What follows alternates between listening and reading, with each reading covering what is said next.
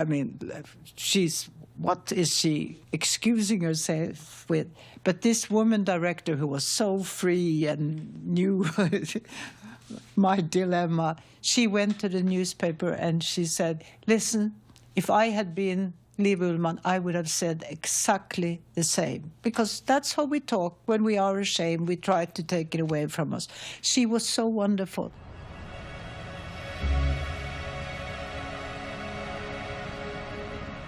I'm so honored to be able to introduce, for me, not just one of the greatest actors of her generation, but perhaps of any generation, Miss Liv Ullman.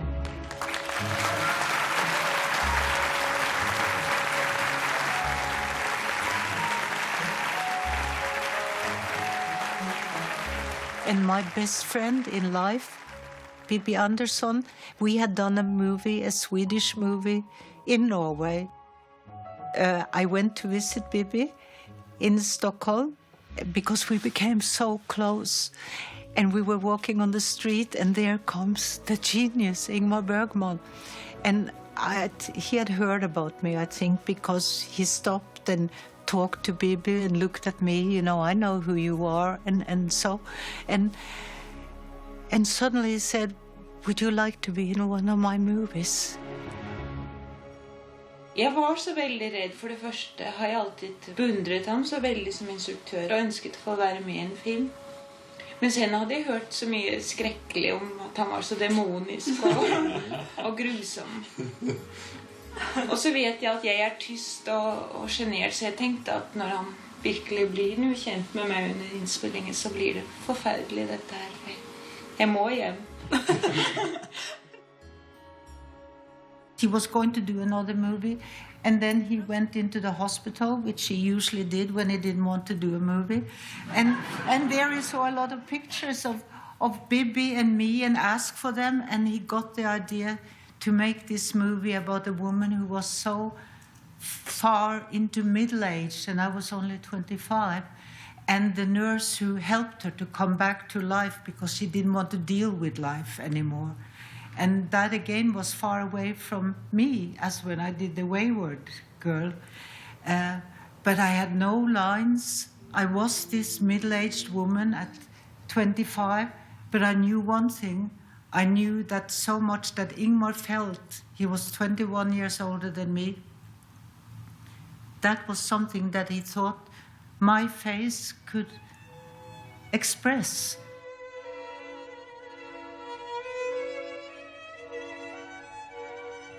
I think I was someone who was talking about Ingmar, what Ingmar felt at that time, being already the genius in films.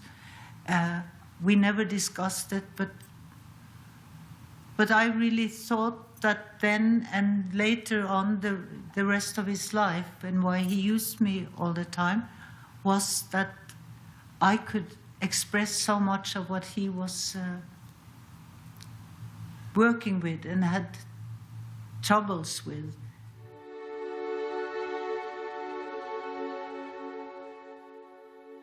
We did Persona and Stockholm just 1 week, and he said, no, we have to go to this island, to Fårö, Gotland, and we continued the movie there. And I could see sometimes when it wasn't the camera, I could see he was sitting watching me and so, but only that. And then towards the end of the movie, we were walking on the beach, and we sat down, and then he said, you know, I had a dream last night that you and I, we are painfully connected. And that was so incredible, and that was a meeting too. And he was right. For the rest of our lives, we were painfully connected. We had some years where we lived together because we fell in love. And then the most beautiful thing, of course, I got a daughter who is incredible. I love her so much. And she doesn't always realize that, but I didn't realize it with my mother either, so that's a family thing. And every work we did was somehow tied to the other. Det ikke så at når en kvinne har levet lenge til sammen med en mann, det ikke så at hun sluttelig blir lik den mann? I love close-ups. To me, they are a challenge. The closer a camera comes, the more eager I am to show a completely naked face, show what is behind the skin. The eyes, inside the head, show the thoughts that are forming. To work with Ingmar is to go on a journey of discovery within my own self. To be able to realize all the things I dreamt of as a girl. Discard the mask and show what is behind it.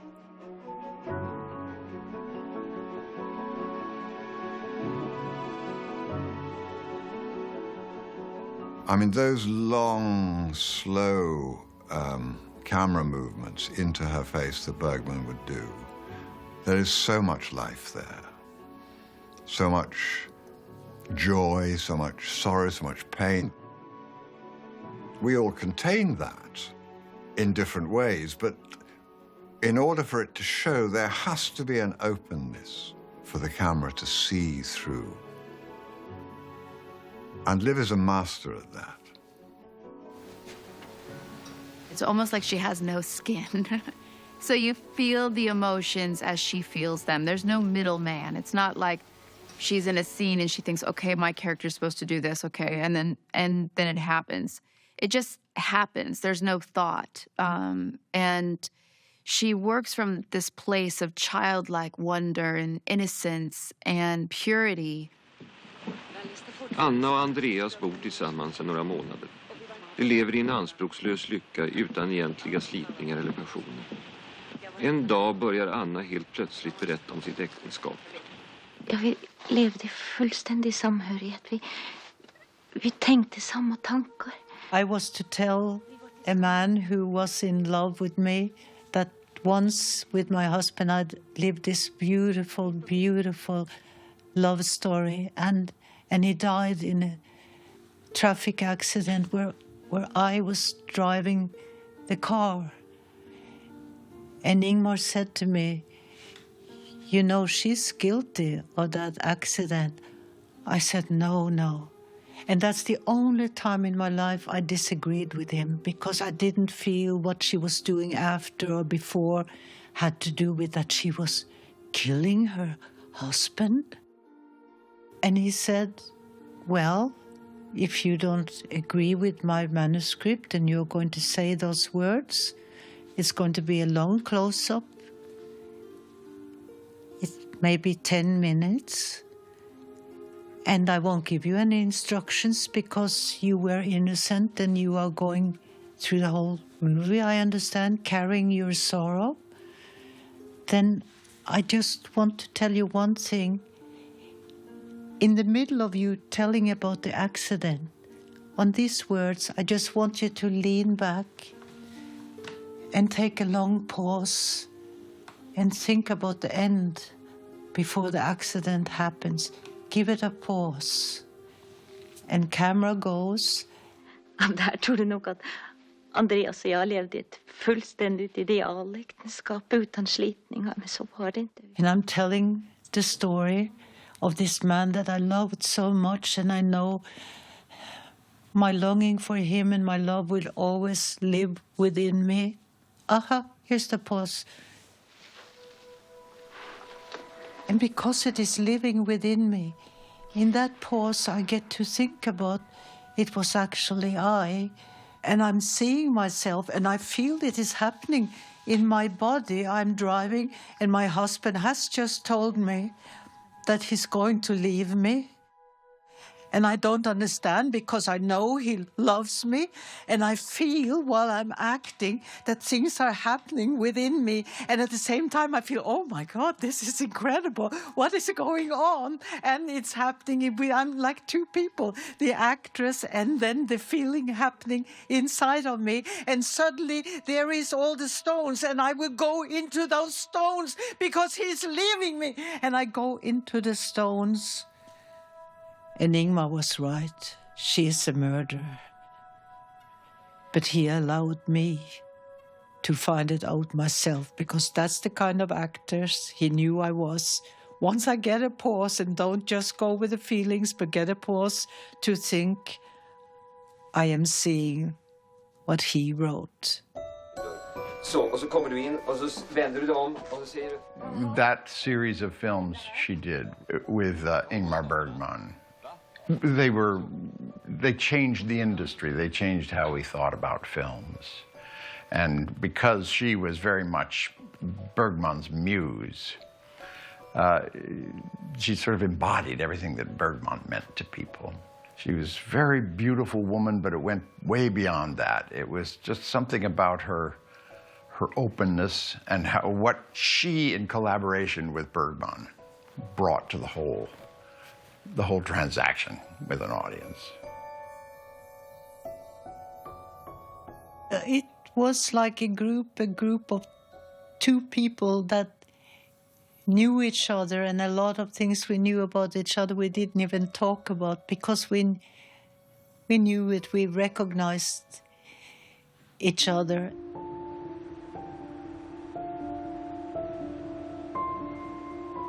When you left for eventually, what brought that on?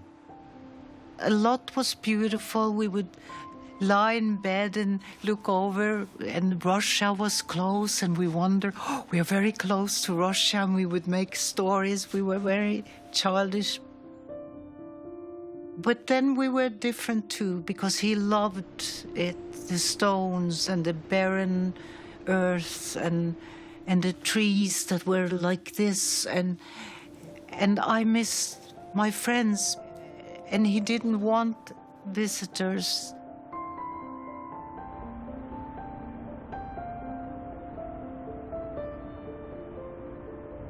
We were to have like 3 months thinking about it, and I hate departures. But Ingmar understands departures because that's part of who he is. And I got the letter saying, maybe this is the best way for us. And it wasn't a goodbye, it was something that was so right for me too. I found respect when I became independent, ceased to cling, ceased to rely so desperately on others for my own happiness. Sorrow turned, if you like, into joy. I no longer believe in a constant state of happiness. I think it is good to recognize what the moment is about and accept it as a gift. I give birth to a child for the first time, this boundless event I shall never have again, but it enhances everything I will later feel. Gifts are not happiness only. I think I accept that. I believe this is my most important change.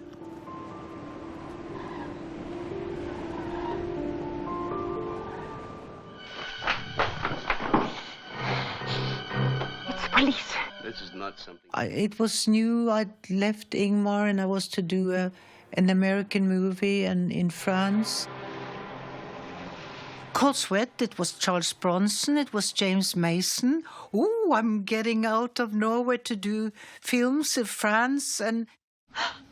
And the first scene we did, somebody had shot him, and I was the wife of Charles Bronson, and I come in, and he's lying there in their blood and whatever, and the rehearsal, I go on my knees and I take away, with a piece of cloth, the blood and stop. So the rehearsal is over, and now it's a take, and I have the cloth, and I start doing that. Charles Bronson stops the take. Are you drying my face with that cloth that has been on the floor? I don't know why he did it. Maybe he thought I was stuck up or something. I don't really know.